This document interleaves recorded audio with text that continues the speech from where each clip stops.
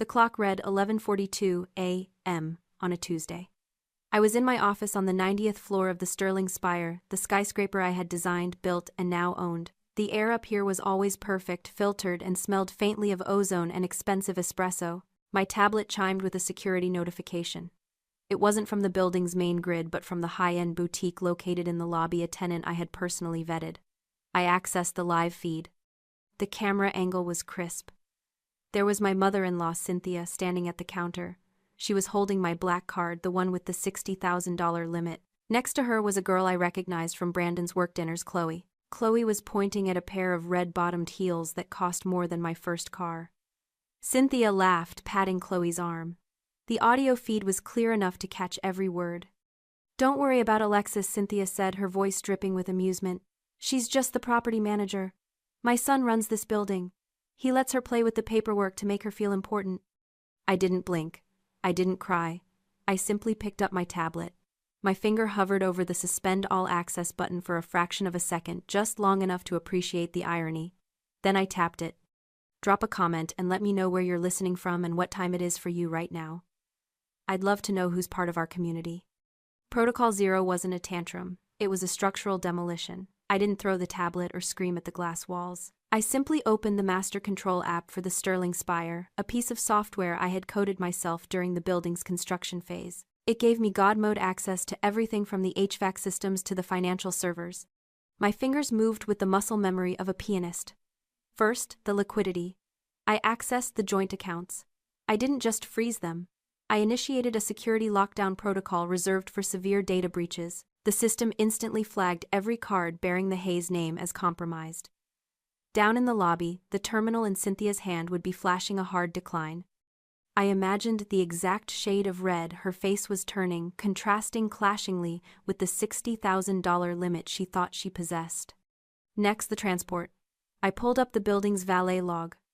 Brandon's Aston Martin, a vehicle leased under Sterling Architecture's fleet account, was currently idling in the VIP lane. He liked to keep it there, purring and ready in case he needed to make a dramatic exit to a business lunch that was actually a date with Chloe. I tapped the icon for the head of security. "Vehicle license plate Bravo Echo 7 is unauthorized," I typed. "Tow it to the impound lot immediately. Do not release without my biometric signature." I watched the feed. 2 minutes later, I saw my security team, men and women I paid well above market rates, surround the car. The valet, looking confused, handed over the keys. They hooked it up to the tow truck that was always on standby for illegal parkers. Brandon wasn't just losing his ride. He was losing his symbol of potency. Finally, the access. This was the most satisfying cut. The Sterling Spire had a private elevator that shot directly from the lobby to the penthouse. It required a biometric scan. Cynthia loved that elevator. She used it to bypass the commoners in the main lobby. I pulled up her user profile. Under authorization level, it read, "Family." I deleted the tag. I reclassified her as guest, restricted. Then I did the same for Brandon. It took exactly 4 minutes. In 240 seconds, I had stripped them of their money, their mobility, and their access to my home. The silence in my office was absolute. The only sound was the low hum of the server rack in the corner processing the new reality. Downstairs, their world was collapsing into chaos. Up here, the air was cool, filtered, and perfectly still. I wasn't a wife discovering an affair. I was a CEO liquidating a non-performing asset. And I was just getting started. The silence in my office was deafening after the chaos I'd just orchestrated. I sat back in my Herman Miller chair, swiveling slightly to look out at the Chicago skyline. This wasn't just a city. It was my canvas. I had reshaped its horizon with the Sterling Spire, a testament to my vision and sheer force of will. But at home, inside the very walls I had built, I had allowed myself to become structurally unsound. For 5 years, I had played the role of the supportive wife. I had smiled when Brandon introduced himself as a developer at parties, correcting people only gently when they assumed I was his assistant. I had nodded along when Cynthia bragged about her son's business acumen, knowing full well his only business was spending my money. I had paid him a stipend, $18,000 a month, not because he earned it, but because I needed it. I needed the camouflage. I closed my eyes and the truth washed over me, cold and unmerciful. I hadn't been tricked. I hadn't been a naive girl, swept off her feet by a charming con artist. I was Alexis Sterling. I didn't do naive. I did strategy. Brandon wasn't a partner, he was a purchase. I had hired him. I had looked at the landscape of my life, the grueling hours, the constant pressure, the isolation of being a female CEO in a male-dominated industry, and I had decided that a relationship based on traditional gender roles would be too much work. I didn't want a power struggle at home. I didn't want to fight for dominance over dinner. I wanted someone who looked good in a tuxedo, who could charm investors at galas, and who would be grateful for the life I provided. I had paid for a trophy husband. I had constructed a human shield to protect myself from the loneliness of leadership and the judgment of a society that still looked askance at powerful single women. At least she has a husband, they would whisper. She can't be that cold if someone married her. Brandon was my beard for normalcy. And Cynthia, she was part of the package deal, the eccentric demanding mother-in-law that made the family tableau complete. I had tolerated her entitlement because it fit the narrative. I had let them believe they were the main characters because it allowed me to work in peace. But I had made a critical calculation error. I had assumed that their gratitude would be the mortar that held this arrangement together. I had assumed that $18,000 a month would buy loyalty. Instead, it had bought contempt. They didn't respect me because I hadn't demanded respect. I had simply paid for compliance. And like any bad employee who realizes the boss isn't watching, they had started to steal. The realization burned, but it also clarified. I wasn't a victim of their greed. I was a victim of my own bad investment. I had built a foundation on sand, and now the cracks were showing. But unlike a building, I couldn't just reinforce the beams. This project was a total loss. I opened my eyes. The city lights were starting to twinkle below a grid of electricity and ambition. I wasn't going to cry over a bad hire. I was going to liquidate the asset. I was going to tear it all down to the studs and rebuild something honest. And the demolition had already begun. My phone on the desk started buzzing violently, interrupting the silence. I glanced at the caller ID, Cynthia. She was calling me from the lobby 40 floors below. I let it ring. Once. Twice. Then I picked up, putting it on speaker without saying a word. Alexis Cynthia's voice screeched through the speaker, so high-pitched it was distorting. What is going on? The card was declined, in front of important clients. Important clients, I repeated, my voice calm, almost bored. You mean the 24-year-old you were buying shoes for? There was a stuttered pause on the other end. She is. She is an associate of Brandon's. Don't change the subject. You forgot to pay the bill, didn't you? You incompetent girl.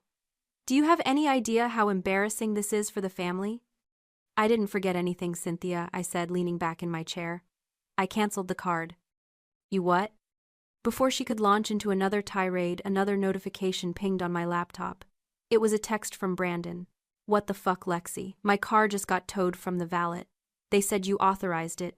Fix this now. I have a lunch meeting in 10 minutes. I looked at the text, then back at the phone where Cynthia was now hyperventilating. And I canceled the car service, I added. And your elevator pass. You're currently trespassing in a secure building. Trespassing, Cynthia shrieked. This is my son's building, he built this, you are just the decorator. Get down here right now and fix this mess before I call Brandon and have him fire you. The delusion was breathtaking. It was a masterpiece of denial. She genuinely believed it. She believed that her son, a man who couldn't balance a checkbook, was the titan behind sterling architecture. She believed I was just the help. And Brandon. He was so deep in his own lie he thought he could order me to return his toy car while he was on his way to cheat on me. I'm not coming down, Cynthia, I said. And Brandon isn't coming to save you. He's currently trying to figure out how to pay for his Uber. You are destroying this family, she yelled. You are petty and jealous and small. When Brandon gets here, I cut her off, my voice turning icy. Tell him to check his email. I've sent him a meeting invite. Penthouse. Tonight. 8 p.m. Don't be late. I hung up. The silence returned, but the air in the room felt different now. Charged. They weren't just annoyed anymore. They were panicked. The illusion was cracking. They were like actors on a stage who suddenly realized the scenery was falling down around them, but they still didn't understand the scope of the collapse. They thought this was a glitch, a mistake, a temporary tantrum from the property manager. They had no idea I was the one holding the sledgehammer. And tonight I was going to swing it. I stood up and walked to the wall safe hidden behind a minimalist abstract painting. The keypad beeped softly as I entered the code, my birthday, a date Brandon had forgotten for 3 years running. The heavy steel door swung open, revealing the neatly organized reality of my life. I pulled out a thick, leather-bound binder labeled Hayes Family Trust. It was a document Brandon had asked me to sign 2 years ago, claiming it was for estate planning. I had read it, of course. It was a poorly drafted attempt to transfer ownership of the penthouse into a trust controlled by him. I hadn't signed it. Instead, I'd had my lawyers draft a counter-document, a post-nuptial agreement that clarified ownership down to the last light bulb. He had signed it without reading, assuming it was the paperwork he'd requested. Next to the binder sat a small velvet jewelry box. I opened it. Inside lay a diamond necklace and a pair of emerald earrings, the Hayes family heirlooms. Cynthia had given them to me on my wedding day with a tearful speech about passing down the family legacy. "These have been in the Hayes family for 4 generations," she had sobbed. "They are priceless. Promise me you'll protect them." I picked up the necklace. It felt heavy, convincing. But I knew the truth.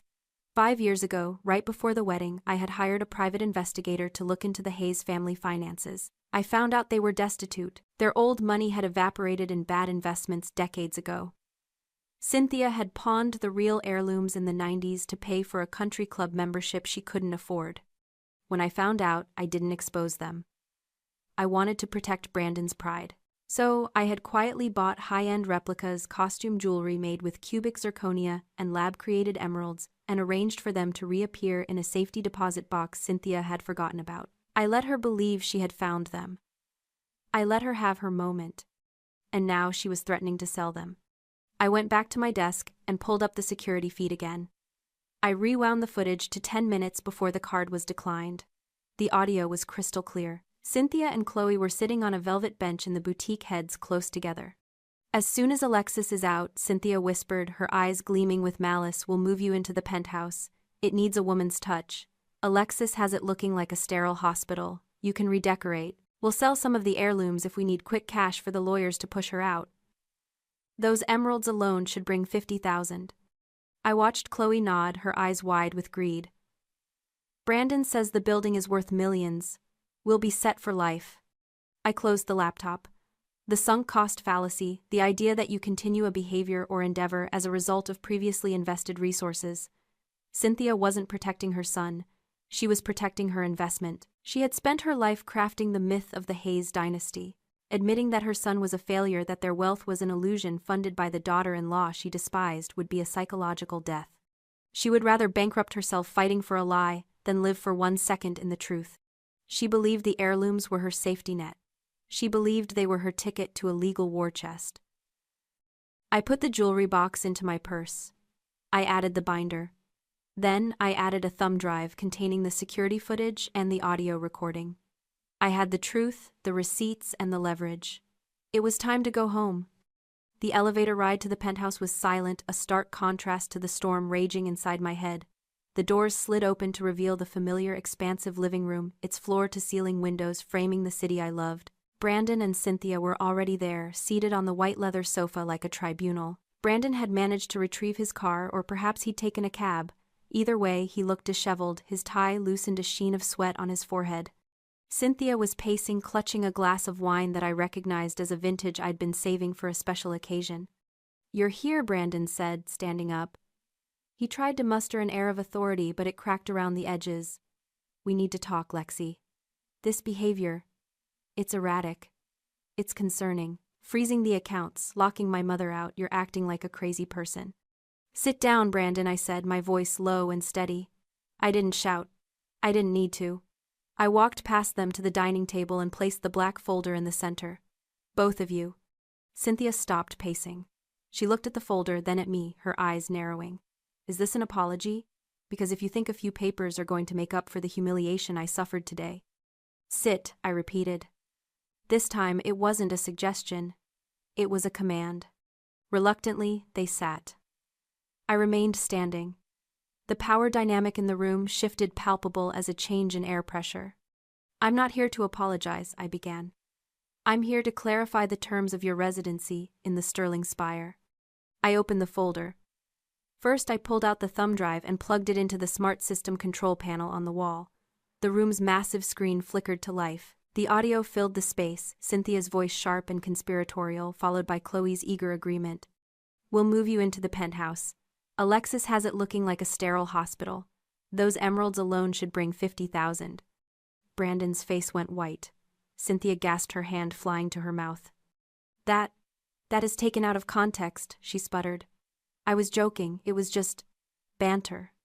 Banter about selling my property to fund a legal battle against me, I asked. Interesting sense of humor. I stopped the recording and turned back to the table. Let's talk about those heirlooms. I opened the velvet box, revealing the glittering necklace and earrings. Cynthia's eyes widened, a flicker of greed, replacing the fear. You stole them, she accused. Those belong to the family. These, I said, picking up the necklace and letting it dangle from my fingers, are cubic zirconia set in silver-plated alloy. I bought them on Canal Street 5 years ago for $300. Cynthia froze. Brandon looked from the jewelry to his mother, confusion warring with horror. What, he whispered. Your mother pawned the real ones in 1998, I said, looking directly at Cynthia. To pay off a gambling debt. I found out before the wedding. I bought these replicas so you wouldn't be embarrassed, Brandon. I let her play the matriarch. I let you believe in a legacy that didn't exist. I dropped the necklace onto the table. It landed with a cheap, tinny clatter that echoed in the silence. Everything you think you have, I continued, pulling out the payroll documents, is an illusion I paid for. The stipend. That's not profit sharing, Brandon. That's an allowance. You are an employee of Sterling Architecture, categorized as lifestyle liaison. And as of noon today, your position has been terminated. Brandon stared at the paper, his mouth opening and closing like a fish out of water. The reality was crashing down on him, the car, the clothes, the status, it was all a costume I had rented for him. And finally, I said, sliding the eviction notices across the table. This apartment. It's owned by a trust. My trust. You are guests. And your guest privileges have been revoked. You can't do this, Cynthia wailed, tears streaming down her face, now ruining her makeup. We're family, you can't just throw us on the street. I'm not throwing you on the street, I said coldly. I'm escorting you out of my building.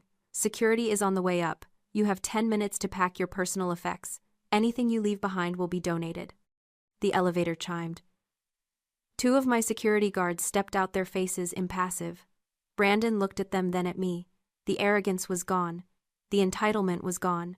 All that was left was a man realizing he was about to lose the only thing that had ever made him feel important, me. Lexi, please, he begged, his voice cracking. I love you. No, Brandon, I said, turning away to look out the window at the city lights. You loved the view. And now you don't have access to it anymore. I stood by the window watching the city breathe below me as the drama unfolded behind me. The guards were professional, efficient. They handed Brandon and Cynthia empty boxes, not the sturdy moving crates I used for projects, but flimsy cardboard things meant for temporary displacement. 10 minutes, the lead guard said, checking his watch. Brandon didn't argue. He moved like a sleepwalker, grabbing clothes from the closet, stuffing them haphazardly into a box. He grabbed his watch case, then hesitated, looking at me. I didn't turn around. He left it. Cynthia was less resigned. She was trying to negotiate bargaining with the security team, with Brandon with the air itself. I need my vase, she cried, pointing to a monstrosity I had always hated. It's an antique. It's from Pier 1, I said, my reflection in the window catching her eye. Leave it. When they were finally packed, standing by the elevator with their meager possessions, they looked small. The penthouse usually filled with their noise, and their demands felt vast and empty. Where will we go? Brandon asked, his voice barely a whisper. He looked at me, hoping for one last bailout, one final swipe of the black card. There's a motel off the interstate, I said. The Starlight Inn. It's affordable. I checked. Affordable, Cynthia spat the word like a curse. You're sending us to a motel. I'm sending you to your reality, I replied. You have no credit, no assets, and no job. A motel is generous. They stepped into the elevator. The doors closed, severing them from my life. I didn't feel triumph. I didn't feel joy. I felt a profound, quiet relief, like setting down a heavy pack after a long hike. I walked to the kitchen and poured myself a glass of water. My phone buzzed. It was a notification from the building's security system. Unit 9001, access denied. User Brandon Hayes. He had tried to come back up. The system had rejected him. Then another buzz. A text from Chloe. Hey, so, Brandon says there's a misunderstanding about the penthouse. Is he really, broke? Because I have other offers. I laughed. It was a dry, humorless sound. I typed back, he's broke, unemployed, and homeless. Good luck. I blocked the number. Brandon would go to her hoping for comfort for a place to stay. And she would look at his cardboard boxes, his lack of a black card, his desperation, and she would do exactly what she was built to do. She would leave. He would realize, then truly realize, that without me he was nothing. He was a man who had traded a kingdom for a reflection in a puddle. Cynthia would try to pawn the heirlooms. I imagined the scene at the pawn shop, the appraiser's loop, the shake of the head, the humiliating revelation that her legacy was worth less than the gas it took to drive there. They were about to learn the hardest lesson of all: status isn't transferable and lies don't pay the rent. I took a sip of water. It tasted clean, cold, perfect. I stood at the floor-to-ceiling windows of my office in the Sterling Spire, looking out at the city I had helped shape. The sun was setting, casting long shadows between the buildings, painting the glass facades in hues of orange and violet. It was a view I never tired of, a reminder of what could be built from the ground up with vision and persistence. In my hand, I held my tablet. The screen displayed the building's master security interface. I navigated to the user database. There were 2 profiles flagged for review: Brandon Hayes and Cynthia Hayes. Their status was currently guest I, restricted, a temporary measure I had implemented during the eviction. I tapped on Brandon's profile. His biometric data, fingerprints, retinal scan, facial recognition, was stored securely in the system. It was the key that had given him access to my world, to the penthouse, to the private gym, to the executive lounge. It was the digital footprint of his entitlement. I didn't feel anger anymore. The rage that had fueled Protocol Zero had burned itself out, leaving behind a clear, cool resolve. I felt like an architect looking at a finished blueprint, identifying the final, unnecessary lines that cluttered the design. Delete, I whispered. I confirmed the action. The system processed for a moment, then flashed a green check mark. User deleted. Brandon Hayes no longer existed within the Sterling Spire. To the building, he was a stranger. I did the same for Cynthia. User deleted. It was done. They were erased from the building's nervous system. I walked back to my desk and set the tablet down. The silence in the office was profound, a stark contrast to the chaos of the last week. I thought about the emptiness of the penthouse, the boxes gone, the vase gone, the noise of their demands finally silenced. Some might call it lonely. I called it spacious. I wasn't just reclaiming my physical space. I was reclaiming my mental real estate. For years, I had let them squat in my mind, their criticisms and needs, taking up valuable square footage. I had let them convince me that I needed them to be complete, that a trophy husband and a legacy family were necessary accessories for a successful woman. But you don't fight termites with anger. You fight them by removing the wood they feed on. You strip the structure down to its steel bones, and you realize that the steel was strong enough to stand on its own all along. My mercy was letting them leave with their clothes and a prepaid lease. My justice was ensuring they left with nothing else: no unearned status, no stolen credit, no access to the life I had built. They had wanted the view from the top without climbing the stairs. Now they were back at the bottom and I was still here. I took a deep breath, filling my lungs with the cool, filtered air of my office. I picked up my phone and opened the camera app. I turned it around to face the city, capturing the reflection of myself in the window, a woman standing tall in a tower of her own making. I didn't post it. I didn't need the likes. I just saved it to a folder marked renovations. Then I turned off the lights and walked to the elevator. It was time to go home, to my home. If you've ever had to renovate your life to get rid of the pests, hit that like button and subscribe. Share this with someone who needs to remember they own the deed to their own life. S.